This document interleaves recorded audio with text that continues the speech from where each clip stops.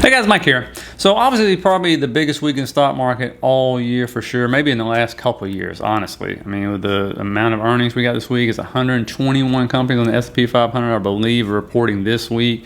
All the big mega cap stocks reporting, credit card stocks, travel stocks, you name it. So we're really going to find out about us, the consumer, and where we're at.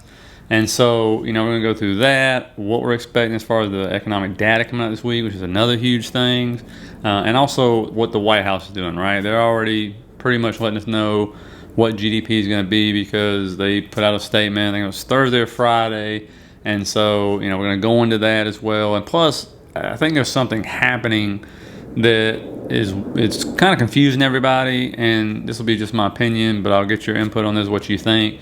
From what I'm seeing and hearing from people on the ground and stuff. And so, looking at earnings real quick, guys, and what you need to expect if you own any of these companies. And the real earnings obviously start tomorrow, right? I mean, UPS, Coca-Cola, McDonald's, right? Visa. So we're going to get to find a lot about the consumer. And then you got the big boys, Google and Microsoft, right? And then by themselves can shift the market. Obviously, anything to do with ad revenue has not been good, and so we're going to see on that.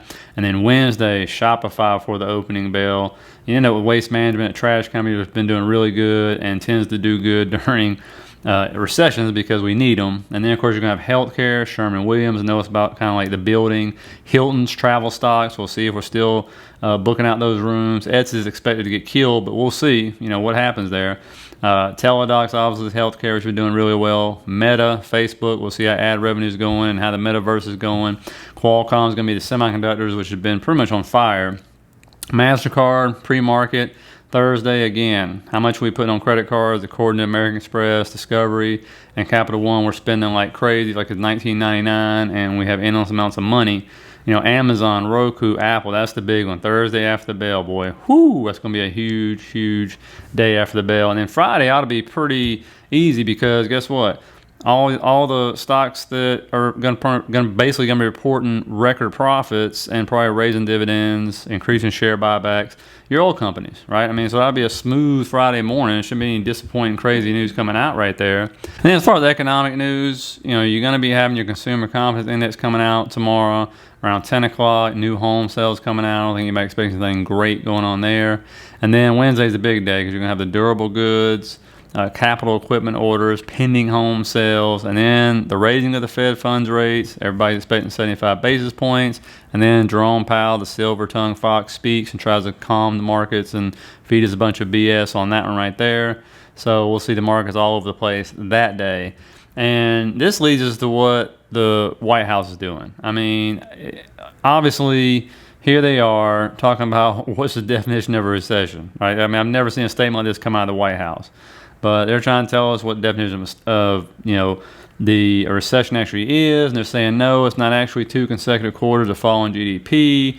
And so I get that. And they're actually right. They're not lying about it because the way we know we're in a recession, it has to be classified that by the National Bureau of Economic Research, NBER, because they are the official recession scorekeeper, right? So they define what a recession is, and they take a whole bunch of factors in place. Don't even really worry about that right now. And by the way, if you get anything out of this, please hit that like and subscribe button for me. I really appreciate it.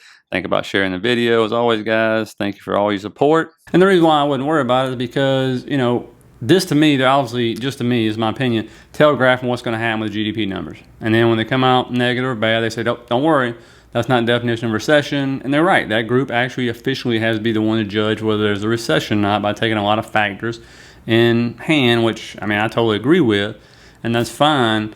But, to me, it's not something I'm really worried about, the GDP number. I think we all know, there's no doubt we're in a slowdown, right? We're in a global slowdown, not just here in the United States. And, right now we're in this vicious circle. I don't know how it's going to end. I can't even figure out how this is going to end. And I'm going to show you what I'm talking about here.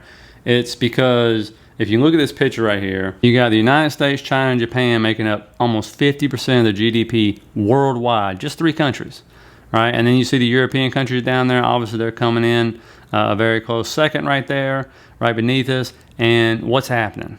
Not just the United States slowing down.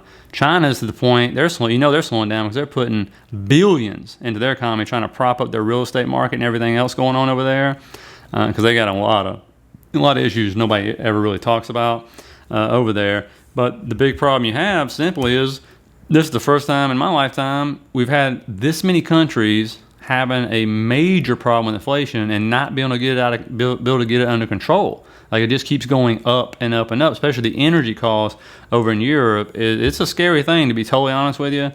News that's coming out today, Russia is going to be cutting off Germany, cutting their natural gas, I guess, pipeline down to 20% or something like that, and obviously holding them over a barrel. But, this is the kind of stuff, this is what creates this vicious cycle, right? Look at this.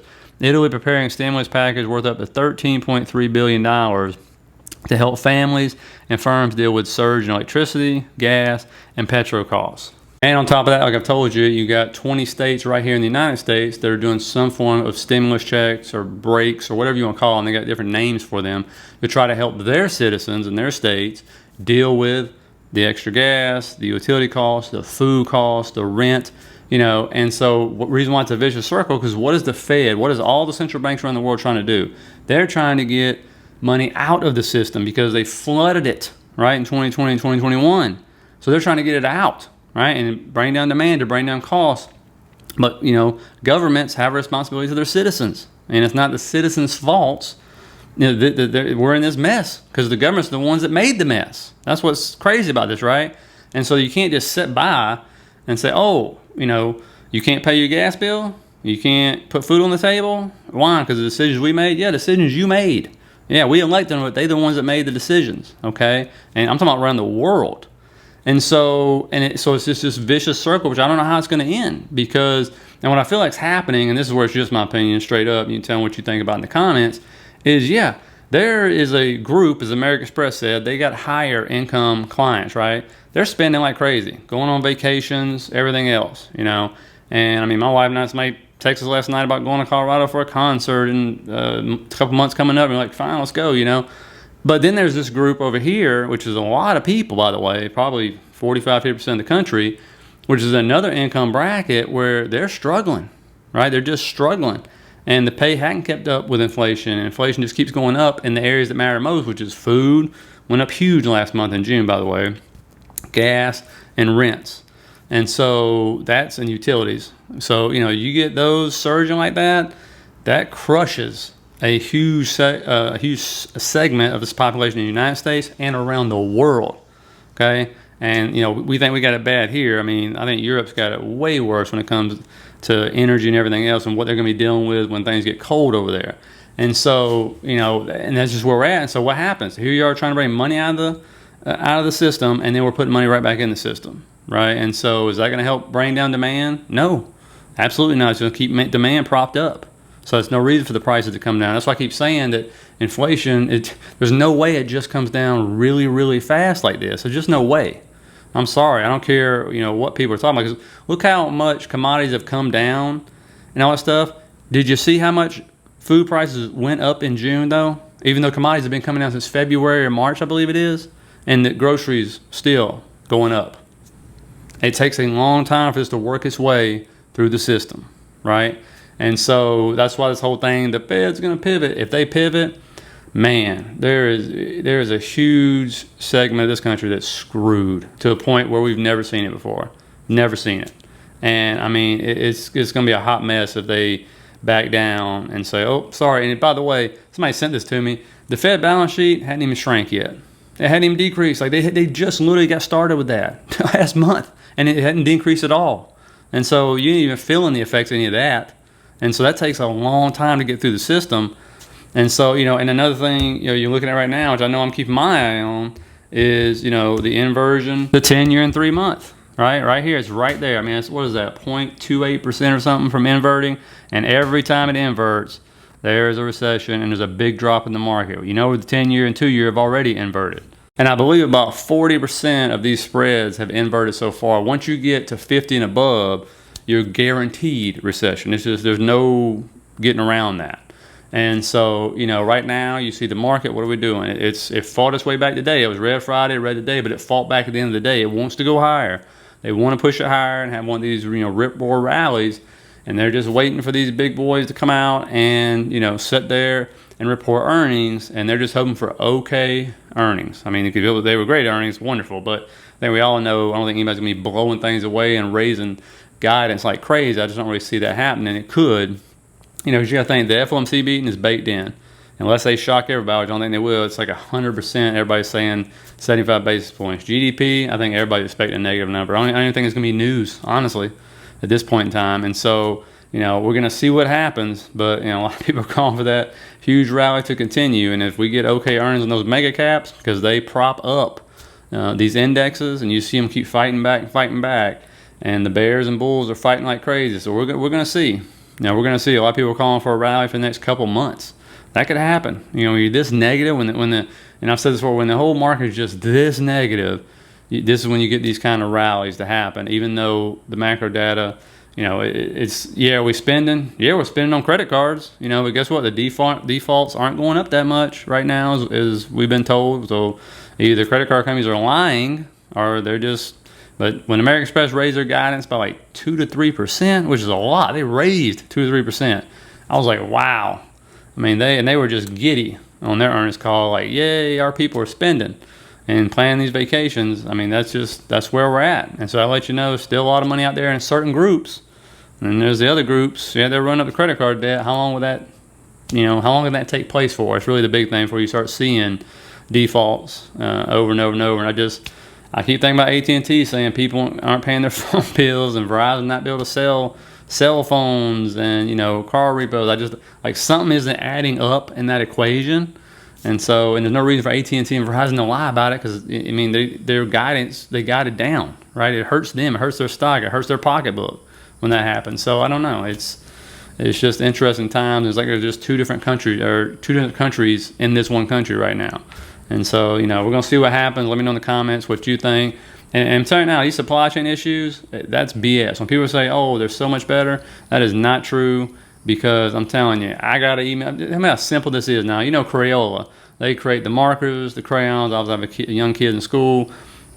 We ordered school supplies to be sent to a school months ago. We just got an email this morning saying Crayola has informed us on supplies that they ordered, that company ordered 10 months ago, will still not be here by the beginning of the school year. So we can't get crayons and markers. Are you kidding me? And then we had dinner with a couple this weekend. The man works for CSX, the biggest railroad company, I believe, in the country. And he said their trains are 8 to 10 days behind schedule, which is not usually the case, but it is now. They're just way behind. They're just sitting there, just filled full of stuff, because they don't have the people to move them. They can't find people. They can't keep them. And they're offering over 6 figures to move these trains, and they can't find people to do it. So it's good money, even though the hours suck, he told me. But over 6 figures, and people just won't do it. They can't. They keep raising their pay, and they can't get people and keep people. And I'm like, and so stuff just sits there.